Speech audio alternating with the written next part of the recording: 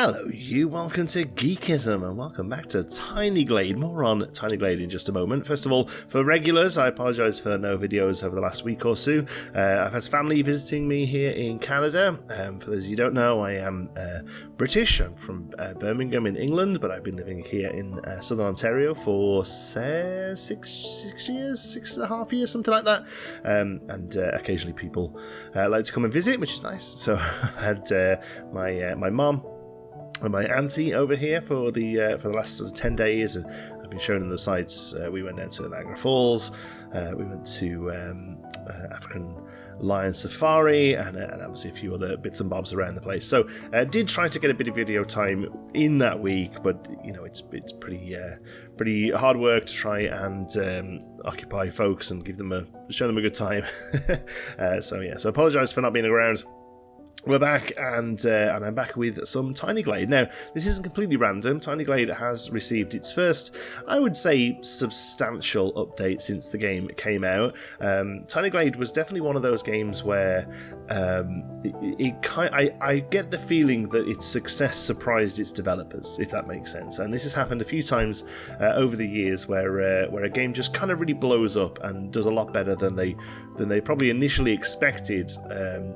Man of Lords, I think, comes to mind as one of these as well, where there's just something in the game that really hits with people or provides something that people are really looking for, and they usually often do come from indie titles, these kind of games, because oftentimes the more mainstream stuff, it's mainstream. They have to stay a little safer, a little bit more predictable, whereas indies do have the ability to sort of try something a little different, and I think that can very often speak to people, and therefore the game does really well. So Tiny Glade was one of those ones that kind of came out the gate running, really kind of blew up, and to be fair to the developers, they said, you know what, this is amazing, have fun with it, but we're going to go and have a little rest because we've been working on this for years now, and we're happy it's come out, and they made a lot of money, and though they did mention that obviously, but they probably wanted to sort of reap a little bit of the rewards and then take a little bit of time off, a little bit of a breather, just to kind of recoup and then come back with the beginning of what is hopefully future updates as well. So there was a few different bug fixes to start off with, and they added a few different features. The big one originally was that they made it so that you could move the items around that are generated by doors. So I get a lot of people watch. One of my more popular videos of the year was the video where we do some hints and tips for getting started in Tiny Glade, and the almost daily on that video still is commented saying you can move the stuff that is made by the doors, the barrels and what have you. Well, when I made that video you couldn't. There is a pinned comment on that video saying, yes, I know you can move the stuff now, but people don't really read those, so oh well, I just should be grateful of the engagement, I suppose. But yeah, the first update sort of let you move the doors there, and there was a few other bits and bobs, being able to place the windows at ground level to create doors. That was another addition that opened up a lot of options. But this is the first real sort of update. It does come with lots of different features, including new finishes for paths. There's this like stone paths now, as opposed to just the plain sort of dirt path that there was originally, which is great. We were doing a lot of stuff where we would sink buildings into the ground and use their roofs as paths for more city looking builds, but now there are various different stone paths that work really well for that. And there's a few other things as well. The walls that have plaster on them, there's a few different levels of how much plaster goes on them now, so you can have them look a little bit more worn. But the big thing is stairs and bridges, I suppose you can make with them as well. And they're really quite fantastic, and honestly better implemented than you would perhaps expect, but then also if you think about it, they're as well implemented as you could imagine from Tiny Glade, because they are incredibly modular and you're able to do a lot of really amazing stuff with them. I've used them sparingly here, to be honest. The idea was to make this build be focused on staircases, on spiral staircases. But honestly, as I got into it, I realised that it was starting to look a little bit similar to the Mage Tower that I built when the game launched. So instead, I went for just a bit more of a traditional sort of keep But I did try and use the stairs in a few different ways throughout the building, having them sort of go around the edge of round pillars, but then also just using them as sort of areas of wall, like there on the right that you just saw. And just kind of having fun with them and figuring them out. This game, it very much is an explorative game. It's all about sort of going through and finding what you can do, both sort of with the game and also in some ways against the game as well. Like there's obviously the game lets you do some incredible things and wants you to do some incredible things, but also some of the fun sometimes is finding the fact that, actually, if I squeeze this in here and use it perhaps not quite how it was intended, you can get some fun results that way as well. So a mix of the two, I think, is what makes this just real sort of fun explorative game. And definitely, if you haven't already and you like the look of this, I really recommend picking this up, because I do think you'll have a lot of fun with it. The one thing I hear the most about this kind of game as a negative is that there's no real point to it. And I think, and it's not just this game as well. There's a lot of games like this. Townscaper, what's the shanty town that we covered in early access earlier in the year for the Steam Next Fest. That's another one that I'm really enjoying. I mean, that does have a little bit more of a gameplay loop, but for the most part, a lot of people say, well, what's the point? And I suppose the point is the same as the point of playing with Lego or doodling or playing with Play-Doh. The point of games like this is to enjoy your time with them. It isn't necessarily about accomplishing an end goal. It's the end goal is having spent some time with them, feeling satisfied that you've spent your relaxation time in a fun way. And some people just don't really work like that, and that's cool. And if you are one of those people, then this game isn't for you. But I imagine if you're this far into the video, or if you're a fan of geekism in any way, then this probably is your sort of thing, because this is Tiny Glade, perhaps more than anything else that's come out in the last few years, is almost my ethos in what I'm looking for in video games, boiled down to a thick syrup. This is just exactly what I'm looking for to spend my evenings, or my spare half an hours here and there.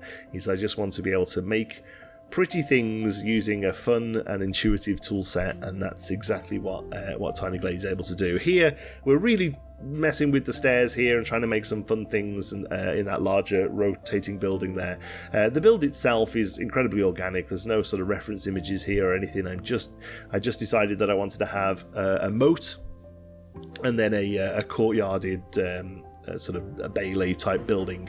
But other than that, it's not based on any sort of style of actual architecture. It's quite a mishmash really of themes. It's what I think Tiny Glade does the best, to be honest. Again, just sort of throwing this stuff at the wall and seeing what sticks, and sort of organically carving it out of the stone, as opposed to really building something with too much reference. Personally, I think this actually works a little bit better. Here you can see those patterns going down there and really sort of generating some nice stuff. I do find that pretty much almost everything I build in Tiny Glade ends up looking a little bit sort of Unseen University, sort of wizardy towers. I really love the look of that sort of stuff, and I find that the game really lends itself to building that kind of stuff. And so I do find that I very much found a style in Tiny Glade, which is these sort of whimsical towers that are all a bit too top heavy. Maybe they've got some slight Studio Ghibli vibes. Again, I think the game itself is generating some of that. I'm not necessarily saying that I am that skilled in that kind of stuff. I think the game just sort of suggests that kind of build style. But still, there's a lot you can do, and if you look at things like the Discord, the Tiny Glade Discord is very active.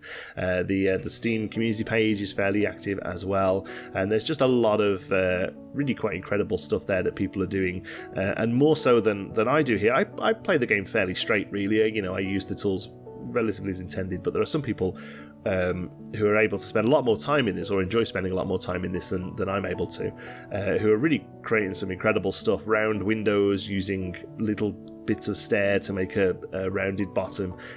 Somebody made I don't quite know how it works, somebody made like a roller coaster, like a functional roller coaster, in as much as you could get into a cart and ride around in the cart.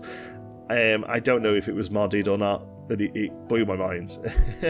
It was shared on the Reddit. So the Reddit's definitely worth looking at. The Discord is definitely the most active place, though. And the game itself continues to put out these daily challenges. So if you're always looking for, you want to go in and build a little something, but never quite sure of the inspiration, you can head onto these daily cat challenges, and it'll be something like, the bakery by the river, and it'll be very open-ended and just a way to sort of give you a starting off point for creating something beautiful in the game, and sometimes that's all you need. You need a little starting off point to know where to go with it.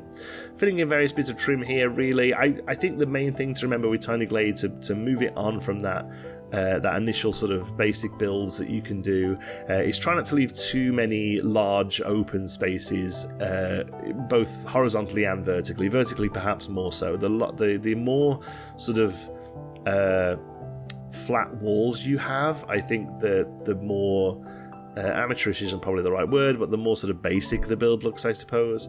So one thing I'd really recommend is really trying to just create lots of texture and lots of depth in your build. I would argue that perhaps what we're building here, this sort of gatehouse to nowhere, probably is actually still a little plain, really, for considering the rest of the build. But I'm happy enough with it because I really wanted to sort of show off those beautiful pillars that are made by the stairs when used as a bridge, and I think they look really great.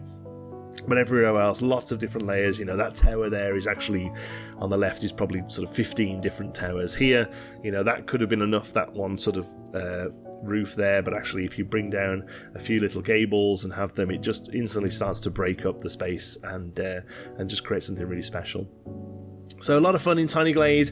This is something that I'll just load up sometimes when I'm having a coffee in the morning. I'm not necessarily filming it for videos, so I am sort of popping in and out of this. I do think probably larger updates will warrant us coming back and covering it, because I kind of want to let you folks know that there's something out there to go and try here, with it being the stairs and bridges that you can make, that you can see they're peppered through this build.